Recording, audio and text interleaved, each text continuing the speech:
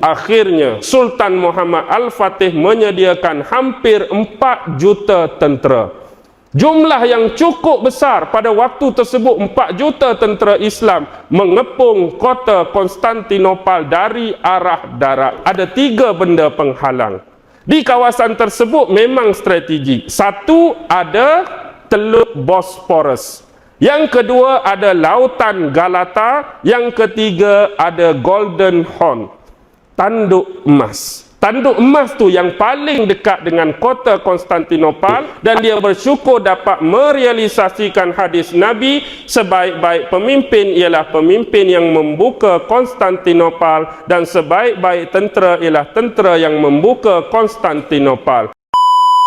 Dan salah satu yang ingin kita kisahkan dan bicarakan pada malam ini tak lain dan tak bukan ialah Sultan Muhammad Al-Fatih. Pernah dengar atau tidak sebelum ini nama figure yang cukup terkenal, kerana tidak ada individu lain yang mampu memulai, yang mampu mengakhiri dan mampu menawan untuk merealisasikan sebuah hadis Rasulullah yang sebelum ini berduyung-duyung di kalangan sahabat yang mencuba untuk merealisasikan hadis ini. Apakah hadis tersebut? Sebaik-baik pemimpin di kalangan kamu ialah pemimpin yang mampu membuka kota Konstantinopel, dan sebaik-baik tentera di kalangan kamu ialah tentera yang berjaya membuka Konstantinopel. Pemimpin yang baik buka Konstantinopel. Askar terbaik, tentera terbaik pun adalah tentera yang buka Konstantinopel. Ini hadis Nabi, dan inilah yang cuba direalisasikan oleh para sahabat. Zaman Umar mencuba tapi tak berjaya. Zaman Muawiyah bin Abi Sufyan menerusi sahabat Abu Ayyub Al-Ansari juga tak berjaya. Bahkan sahabat besar Abu Ayyub Al-Ansari, makam dia berada di mana? Di Konstantinopel itulah dia terkorban di sana, syahid di sana. Dan akhirnya beberapa siri lagi untuk mendapatkan realisasi hadis ini tidak kesampaian. Tetapi akhirnya Allah menganugerahkan kepada seorang wira, seorang panglima, seorang jeneral, seorang khalifah, seorang raja dan seorang sultan. Itulah dia yang dimaksudkan Sultan Muhammad Al-Fatih. Sebelum nak masuk Sultan Muhammad Al-Fatih, kita telusuri bagaimana nak bermula kisah ini. Suatu ketika dahulu, sejarah telah memaparkan di sebelah barat gurun padang pasir Gobi. Semua orang tak tahu di mana gurun padang pasir Gobi. Gurun padang pasir Gobi terletak di antara wilayah negara Turki dengan wilayah kerajaan Mongolia. Jadi di sebelah barat pada zaman dahulu, di sebelah barat ini ada padang pasir gurun Gobi. Disitulah hidupnya suku-suku Turki. Disitulah hidupnya suku-suku Turki. Yang hidup mereka ini secara nomad. Tahu tak hidup secara nomad? Berpindah randah dari satu tempat ke satu tempat. Lebih-lebih lagi pada waktu tersebut ialah zaman perluasan wilayah-wilayah Islam, zaman perluasan empayar-empayar Islam. Satu perkara yang berlaku ialah bila bangsa Turki ini di zaman tersebut, mereka telah dikalahkan oleh suatu bangsa besar yang hebat dan ganas, iaitu bangsa Mongol. Turki dah kalah kepada bangsa Mongol, lalu kumpulan ini, suku ini dan ras ini mengambil sikap berpindah lagi. Mereka berpindah ke sebelah barat, iaitu di tepi Laut Tengah yang sekarang dikenali sebagai daerah dan wilayah Anatolia. Kalau kita buka buku sejarah, pasti bertemu dengan satu nama daerah ataupun wilayah ini, Anatolia. Bila sebut kawasan Anatolia, di sebelah utaranya lah bertempat suku-suku dan bangsa Turki yang berpindah ini. Manakala Anatolia yang di sebelah selatan pula dihuni oleh bangsa-bangsa Arab yang sememangnya sudah memeluk agama Islam. Dengan kata lain, mereka masih mencakupi tempat yang sama, daerah yang sama, wilayah yang sama, Anatolia. Automatik sama ada nak atau tidak, mereka terpaksa bermuafakat, mereka terpaksa bekerja sama, mereka terpaksa bersefahaman, mereka terpaksa berasimilasi dalam banyak perkara dan dalam banyak hal. Bila bangsa-bangsa Turki ini bergabung dan bergaul dengan bangsa-bangsa Arab di selatan yang sememangnya sudah beragama Islam, akhirnya menerusi hidayah Allah, bangsa-bangsa Turki ini pun akhirnya memeluk agama Islam. Bila dah memeluk agama Islam, mereka dah jadi satu bangsa yang kuat, mereka jadi satu bangsa yang hebat, mereka jadi satu bangsa yang pintar berdiplomasi. Tambah-tambah lagi mereka adalah merupakan golongan-golongan yang cekap di dalam ilmu dan strategi peperangan. Ilmu perang pun mereka cekap, strategi peperangan pun mereka cekap. Jadi dalam banyak-banyak bangsa Turki, mereka mempunyai suku kaum sama seperti bangsa-bangsa lain di seluruh dunia sekalipun. Bangsa Melayu ada suku kaum dia, India ada suku kaum dia, Cina ada suku kaum dia, orang-orang di bangsa lain di seluruh dunia pun ada suku masing-masing. Di kalangan bangsa Turki, antara suku yang paling hebat dan terkenal disebut sebagai suku Uguj. Suku Uguj, U-G-H-U-J, suku Uguj. Baik, suku Uguj ni yang paling hebat, paling terkenal. Bawah suku Uguj ada pula sub-suku lain berjumlah 24 sub-suku. Dahlah suku tu banyak. Tiba-tiba suku Uguj yang terkenal ni, bawah dia ada lagi 24 sub-suku yang lain. Salah satu sub-suku tersebut ialah suku Utsmani. Di sinilah akan lahirnya di masa akan datang seorang khalifah baru, raja baru, sultan baru yang memulakan kerajaan Turki Utsmaniyah yang bernama Osman. Ni baru nak start masuk kerajaan Turki Utsmaniyah. Jadi pada waktu tersebut, kerajaan-kerajaan Mongolia yang belum masuk Islam berpakat dengan kerajaan-kerajaan yang bersifat keagamaan Semitik Kristian. Mereka merancang untuk membunuh semua umat Islam. Mereka merancang untuk membunuh Islam terus daripada dunia. Kalau boleh kita hilangkan orang Islam dari atas muka bumi, kita hilangkan agama Islam terus dari bumi ini. Ini adalah pakatan orang-orang Mongol sebelum mereka masuk Islam dengan pakatan-pakatan Semitik daripada yang beragama Kristian. Dan inilah yang berlaku berterusan. Mereka diceroboh dan diceroboh. Akhirnya saya nak kembalikan ke belakang sekejap, iaitu seorang individu yang bernama Sulaiman. Siapa dia Sulaiman? Saya akan ceritakan. Sulaiman ini adalah seorang figure yang besar dan dia merupakan pemimpin tertinggi, pemimpin yang dihormati di kalangan bangsa Turki yang ketika itu dia menetap di Khurasan. Bila orang-orang Mongol tahu banyak bangsa-bangsa Turki yang berada di Khurasan, pada kurun ke-13 Masihi, Raja Genghis Khan telah mula memasuki Khurasan dan menghalau keseluruhan bangsa-bangsa Turki yang berada di bumi Khurasan pada 13 Masihi. Akhirnya larilah kumpulan-kumpulan bangsa Turki ini ke serata tempat, dan yang ingin sebenarnya dicari oleh Genghis Khan pemimpin yang terkenal, figure yang terkenal yang bernama Sulaiman ini. Akhirnya bila keadaan sedikit reda, Sulaiman telah menyediakan sebuah kapal yang besar, bahtera yang besar untuk menyeberangi sungai Furat dekat dengan kota Aleppo. Jadi di sungai Furat inilah dia menyeberangi sungai tersebut dengan 4 orang putera dia. Putera-putera yang dimaksudkan ialah anak sulung dia bernama Syungkur, anak kedua dia bernama Gondokdur, anak ketiga dia bernama Tughril, dan anak keempat dia bernama Dundar. Baik, kapal ni sebenarnya karam di tengah lautan. Akibat karam tersebut, Raja Sulaiman, pemimpin bapa tadi, mati lemas, tenggelam dalam laut. Tetapi sayangnya keempat-empat puteranya terselamat. Bila 4 puteranya terselamat, 2 yang awal iaitu Syungkur dan Dung Dokdur tadi kembali semula ke Khurasan bertindak sebagai orang biasa. Manakala 2 anak yang ketiga dan keempat, Tughril dan Dundar tadi mengisi kawasan di Asia Kecil.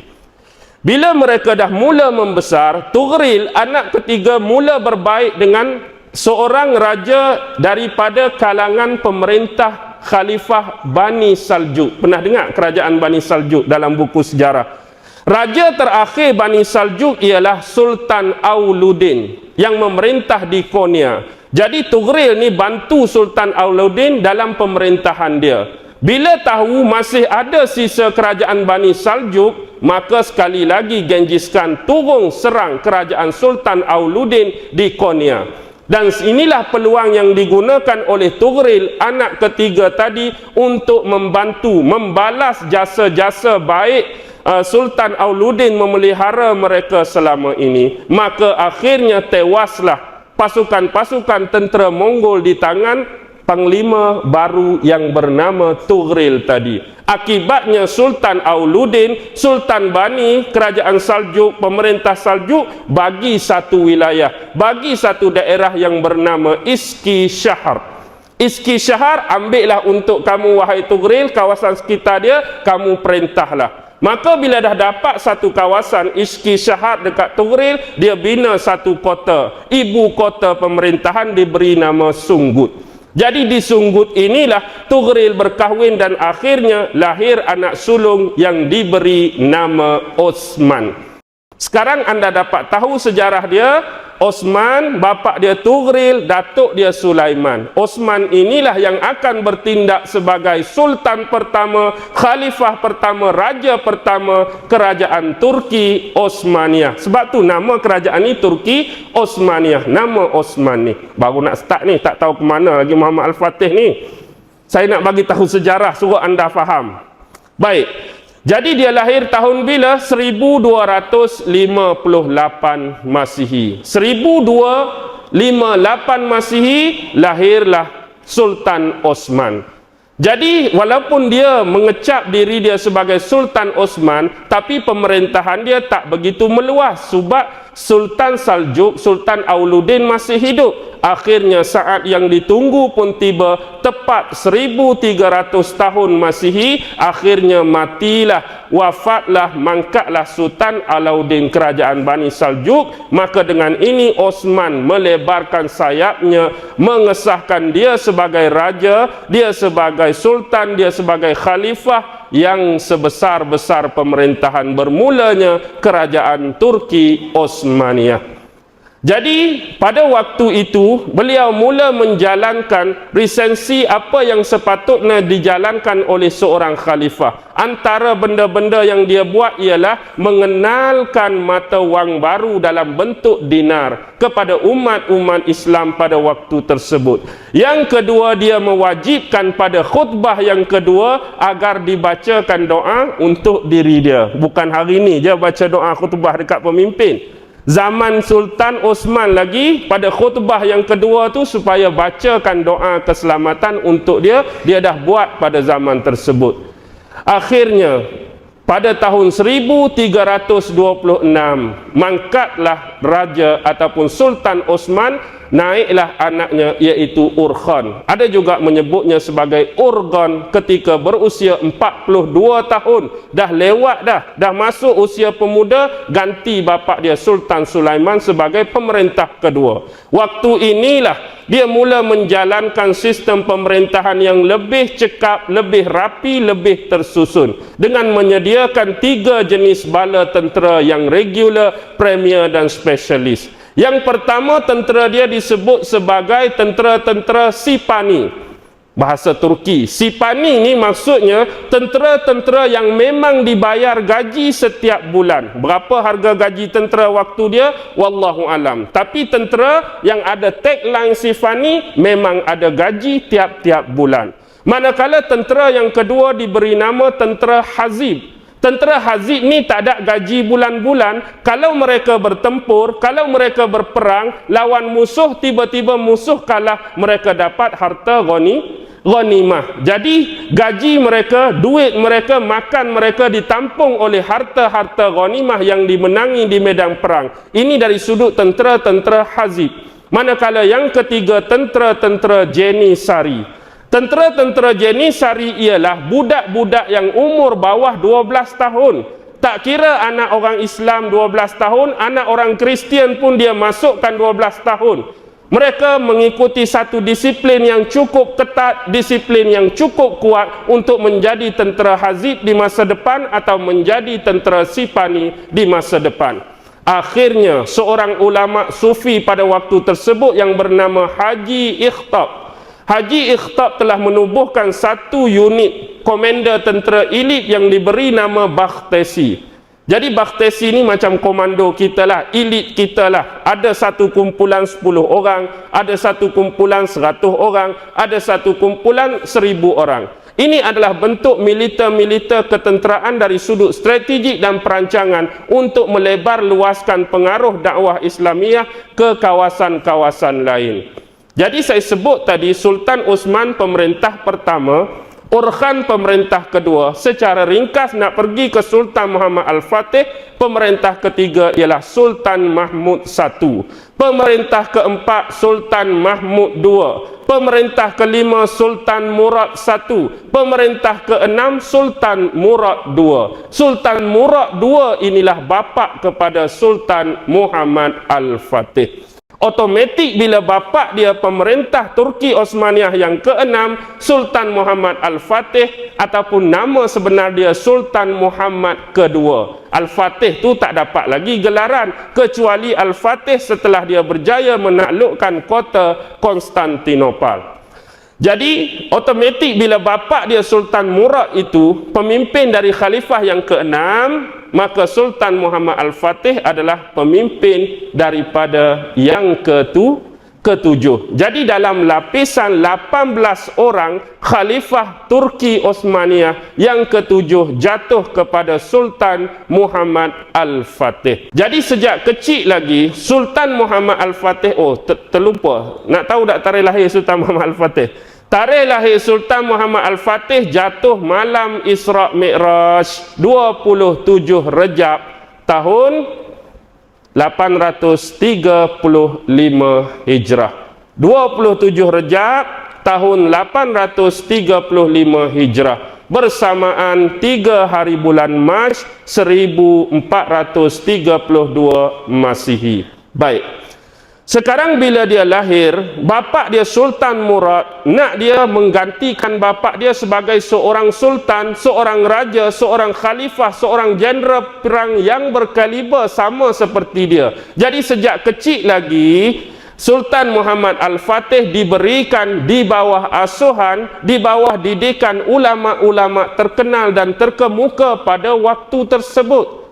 Dan di sekolah-sekolah tersebutlah akhirnya Sultan Muhammad Al-Fatih berjaya menghafaz 30 juzuk Al-Quran. Dia juga mendalami ilmu tafsir Al-Quran. Dia juga belajar ilmu hadis. Dia juga mendalami ilmu fiqh 4 mazhab dan sebagainya. Itu dari sudut ilmu agama. Manakala dari sudut ilmu akademik yang menampung ilmu agama, beliau belajar matematik, beliau belajar logik, beliau belajar mantik, beliau belajar ilmu falak, beliau belajar strategi peperangan, belajar memanah dan sebagainya. Jadi inilah persediaan-persediaan yang disediakan oleh seorang bapa untuk mengangkat anaknya sebagai pengganti dan warisan kepada penerusan warisan kerajaan Turki Osmaniyah. Bayangkan dalam usia 21 tahun, dia sudah cekap mendalami dan bercakap dalam bahasa Arab. Dia cekap bahasa Turki, dia cekap bahasa Parsi, dia cekap bahasa Yunani, dia cekap bahasa Ibrani, dia cekap bahasa Syriani. Satu bahasa yang cukup sukar dan susah untuk dikuasai oleh seseorang individu, tetapi dapat dikuasai sepenuhnya dengan baik ketika usia beliau 21 tahun. Satu nikmat yang cukup besar dikurniakan Allah kepada Sultan Muhammad Al-Fatih. Akhirnya Bila dia keluar daripada sekolah di bawah bimbingan dan didikan ulama inilah, beliau akhirnya diberi satu kawasan oleh bapaknya. Dalam buku tidak disebutkan nama kawasan tersebut. Wallahu alam, mungkin pada pembacaan hadirin hadirat dah ketemui nama satu kawasan tersebut di bawah wilayah taklukan dan pemerintahan bapak dia, guna untuk dia belajar menjadi seorang pemimpin. Bayangkan kalau kita ni di Pulau Pinang, dia bagi satu di Teluk Kumbak lah katakan, duduk dengan ulama-ulama di situ di bawah pengawasan dan pemerhatian ulama. Bagaimana dia memerintah, bagaimana dia membentuk orang di kawasan tersebut, bagaimana dia bermuamalah dengan orang kawasan tersebut, bagaimana dia membantu meningkatkan orang kawasan tersebut, semua ulama duk perhati. Setiap bulan akan diberi catatan-catatan tentang perkembangan demi perkembangan kepada bapa dia selaku sebagai Khalifah Sultan dan Raja Turki Osmaniyah waktu tersebut. Akhirnya saat pun tiba bila bapaknya mangkat. Bila bapak dah mangkat, otomatik yang naik menjadikan raja, menjadikan sultan, menjadikan khalifah seterusnya, iaitu khalifah yang ketujuh ialah Sultan Muhammad kedua inilah, Sultan Muhammad Al-Fatih. Tarikh penabalan dia sebagai khalifah, tarikh penobatan dia sebagai khalifah yang ketujuh jatuh pada 5 hari bulan Muharram 855 Hijrah bersamaan dengan 7 Februari 1451 Masihi. Baik, bila dah dia jadi khalifah, nombor satu dia nak realisasikan antara impian-impian sahabat sebelum ni. Banyak dah, sahabat Umar nak takluk Konstantinopel, Muawiyah nak takluk, banyak khalifah-khalifah sebelum dia nak takluk tapi tak berjaya. Dan inilah rancangan awal dia bila naik sebagai khalifah, dia merancang untuk menakluk Konstantinopel. Jadi dia buat dua benda. Satu ialah dari sudut militer, satu dari sudut diplomasi. Dari sudut militer ialah dia menyediakan strategi-strategi peperangan, pelan-pelan peperangan, pelan-pelan pembangunan untuk tentera-tenteranya. Yang kedua ialah beliau meningkatkan logistik ketenteraan. Maksud logistik ialah alat-alat yang digunakan untuk berperang. Tak kira senjata apa. Sebab itu hari ini kalau anda nak cari panah yang terbaik, sebab sunnah Nabi ini memanah. Panah yang terbaik, panah terbaik maksud saya bukan panah macam pemanah Olimpik tu yang hak baru dah.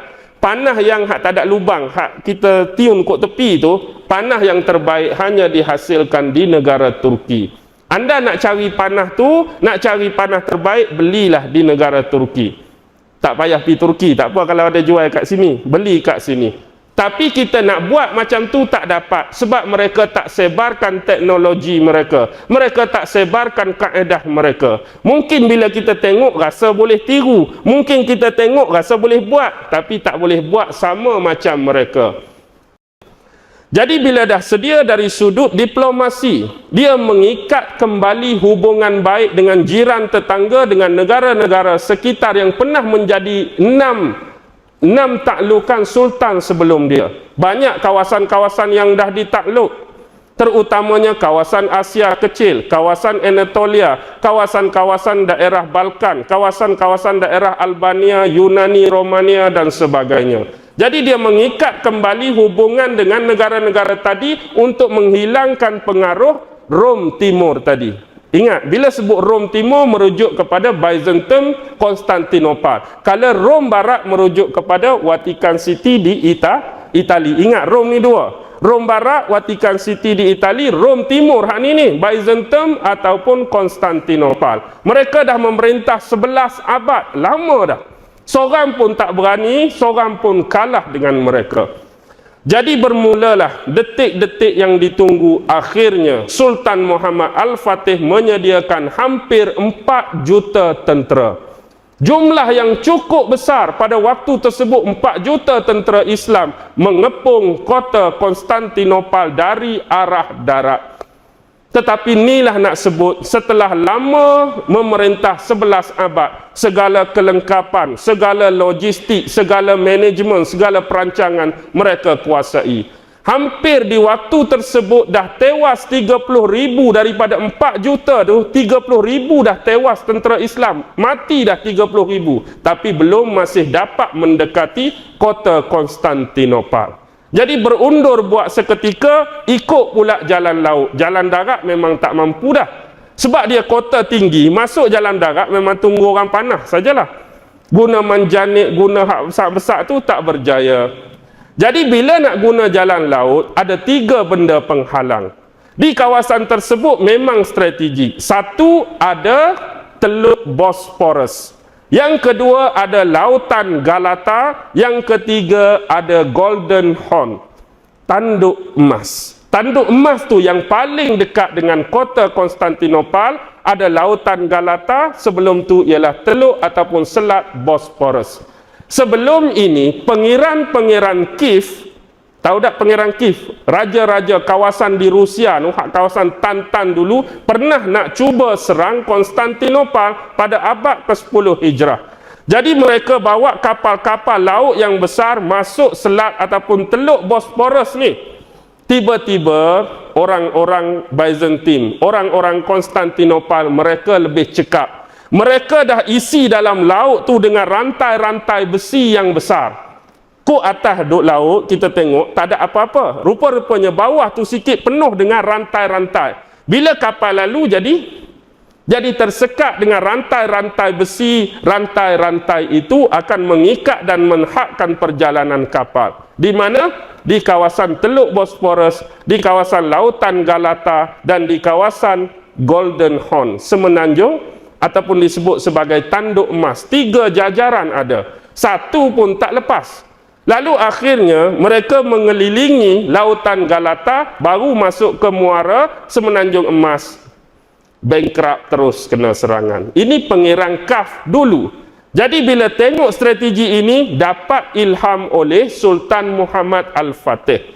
Kalau dulu dia keluarkan kapal dia dari Teluk Bosporus, dia mengelilingi Lautan Galata. Kali ini perancangan dan ilham Sultan Muhammad Al-Fatih, keluarkan kapal kita dari Teluk Bosporus, kita tak akan mengelilingi Lautan Galata, kita akan rentas Lautan Galata. Maksud rentas di sini, di Lautan Galata tu ada satu pulau. Pulau tu memang hutan tebal, pokok besar-besar, semak samun banyak. Jadi pada perkiraan orang Konstantinopel, tak logik kapal akan naik kok bahagian darat tersebut. Rupa-rupanya dia naik kok darat. Satu malam saja dia mampu menyeberangkan 70 kapal laut dia. Sebelum ni ada pulau situ, otomatik keluar Teluk Bosporus, mereka mengelilingi Lautan Galata. Dah kapal mesti lalu kok air. Tiba-tiba malam tu, mereka cantas pokok yang besar-besar, bubuh minyak di batang pokok. Jadi dia letak balak, dia golek kapal tu ke atas darat. Faham tak? Jadi dia tebang-tebang pokok macam kayu balak, dia bubuh minyak di kayu tu, jadi tolak kapal tu senang. Jadi mukjizat Allah, mungkin karamah Allah pada dia, 70 biji kapal tu, satu malam saja 70 biji kapal boleh lepas. Jadi terkejut orang-orang Konstantinopel bila 70 kapal betul-betul dah duduk di Golden Horn, duduk di tanduk emas depan mereka. Susah nak lepas Laut Galata. Sebab mereka seberang itulah boleh melepasi rantai-rantai besi dalam Lautan Galata. Jadi bila dah lepas, berlakulah peperangan yang sengit. Akhirnya, sebuah kota yang disebut-sebut sebagai kota yang tak pernah disentuh oleh musuh, akhirnya jatuh terbenam di tangan tentera-tentera yang tak pernah takutkan kematian. Akhirnya daripada 4 juta, jumlah terkorban umat Islam ialah 265,000, bukan sikit. Daripada 4 juta yang terkorban prajurit tentera Islam, 265,000 terkorban. Lalu akhirnya jatuhlah, runtuhlah kerajaan Konstantinopel sebelum ini yang tidak pernah ditewaskan oleh mana-mana pesaing, oleh mana-mana musuh mereka sejak 11 abad yang lalu. Bila jatuh dia pada 20 Jumadil Awal tahun 857 Hijrah bersamaan dengan 29 hari bulan 5 1453 Masihi. Bila dah jatuh, naiklah kuda Sultan Muhammad Al-Fatih menuju ke kota Konstantinopel. Bila sampai di sana, dia turun daripada kuda dan sujud syukur kepada Allah kerana telah memenangi peperangan ini, dan dia bersyukur dapat merealisasikan hadis Nabi, sebaik-baik pemimpin ialah pemimpin yang membuka Konstantinopel dan sebaik-baik tentera ialah tentera yang membuka Konstantinopel. Lalu dia berjalan menuju ke gereja Hagia Sophia. Di gereja inilah dia masuk dan kemudian menukarkan gereja ini menjadi sebuah masjid. Lalu dia menjadikan Konstantinopel bandar baru, kota baru, tembok baru yang dia tawan sebagai ibu kota dan pusat pemerintahan baru bagi kerajaan Turki Osmaniyah yang pertama menerusi beliau, Khalifah yang ketujuh daripada Turki Osmaniyah. Lalu dia menamakan tempat tersebut sebagai Istanbul. Sebelum Istanbul tak lagi. Inilah kata sejarah. Dia asalnya dia letak nama Islambol. Islambol dalam bahasa Turki bermaksud bol ialah negeri, Islam ialah Islam. Dia letak nama Islambol iaitu negeri Islam. Selepas dia meninggal dan dah berlaku beberapa perubahan dalam pemerintahan, beberapa perubahan dari sudut masa, waktu dan sebagainya, maka lama-lama Islambol pun bertukar menjadi Istanbul. Piramli tambah Isketambola tak? Tu Tiga Abdul punya cerita Isketambola tu. Baik, okey. Sekarang itulah sejarahnya. Jadi bila dia dah dapat tu, dia punya perancangan yang lebih besar. Kalaulah Rasulullah kata di situlah sebaik pemimpin, di situlah sebaik tentera, jadi untuk mengisi nyawa yang masih ada, usia yang masih tersisa, dia nak merancang satu lagi, dia nak tawan Romawi Barat. Hak di Rom tu, hak di Itali pun dia nak juga. Tapi sayangnya Allah telah memanggil dia lebih awal. Dalam perjalanan nak menuju ke sana menyiapkan bala tentera, memang dia sudah berada dalam keadaan sakit dan tidak sihat. Akhirnya dia wafat. Dia dikembalikan semula kepada penciptanya Allah Subhanahu wa taala sewaktu nak meneruskan perjalanan ke Rom di Itali. Dia meninggal pada bila? Pada bulan Rabiul Awal tahun 886 Hijrah bersamaan dengan 1481 Masihi. Jadi dalam keadaan ini banyak peninggalan yang dia tinggal. Antaranya ialah ramai yang menyebut sebenarnya dia meninggal tu ada 3 pandangan. Ada orang kata waktu dia meninggal tu dia menyiapkan bala tentera nak menakluk Rom. Satu pandangan, inilah yang paling kuat. Yang kedua mengatakan dia bukan nak pergi ke Rom, dia nak pergi tawan negara Perancis dulu. Dan pendapat yang ketiga bukan juga ke Rom dan ke Perancis, tapi dia nak pergi ke Spanyol dulu. Jadi ada 3, Rom, Perancis, Spanyol. Tapi yang paling kuat memang Perancis dengan Spanyol kena lalu sebelum sampai ke Rom itu. Otomatiklah di tengah jalan. Kita kata memang 3 in 1, tapi tujuan utama adalah Romawi Barat, iaitu di Vatican City di kawasan Itali sekarang. Jadi sewaktu dia hidup, selain daripada seorang sultan, seorang raja, seorang khalifah, beliau adalah seorang jeneral yang terkenal. Satu lagi, dia ialah seorang penyair dan dia suka bersyair. Sebab itu ada diwan. Maksud diwan di sini ialah himpunan bait-bait syair yang ditulis oleh seseorang pemunya syair. Sebab itu zaman sahabat ada diwan Saidina Ali. Maksudnya ada kata-kata hikmah, ada syair-syair, ada benda-benda yang dianggap sebagai pantun ke, gurindam ke, sajak ke dalam teknik penulisan bahasa Arab dihimpunkan dan dirujukkan kepada yang empunya diri. Dewan Saidina Ali punya. Dan bila dia bertindak sebagai seorang penyair, dia pun ada diwan dia sendiri, himpunan bait-bait syair yang pernah dia buat sewaktu dia hidup dahulu. Dan sebelum dia mangkat, ada desas-desus mengatakan dia diracun oleh doktor pribadinya sendiri, iaitu Yaqub Pasha. Jadi khalifah otomatiklah ada doktor pribadi. Jadi dalam perjalanan tu dia diracun oleh doktor pribadi dia, Yaqub Pasha. Desas-desus. wallahu alam kisah atau cerita yang sebenar. Jadi sebelum meninggal dia panggil pewaris terakhir dia, iaitu Sultan Bayazid II, anak dia Sultan Bayazid II. Wahai Bayazid, sepeninggalan aku nanti, aku wasiatkan dan perintahkan kepada kamu sama seperti ketika aku muda dahulu. Lazimilah, hiduplah kamu, bergaullah kamu dengan para ulama pada zaman kamu. Jangan sesekali kamu menghina orang-orang yang fakir. Jangan sesekali kamu menghina orang-orang yang miskin. Sesungguhnya mereka itu adalah bawah pimpinan, di bawah tanggungjawab dan di bawah amanah kamu terhadap Allah. Maka jagalah baik-baik isu kekhalifahan, isu kesultanan dan isu kerajaan ini. Kerana inilah sumber yang mampu mendekatkan kamu kepada Allah dan Rasulnya, dan dengan kepimpinan yang aku warisi sekarang inilah mampu untuk kamu menyebarkan dakwah-dakwah sebagaimana yang telah dilakukan oleh leluhur kita yang mulia sejak zaman dahulu kala.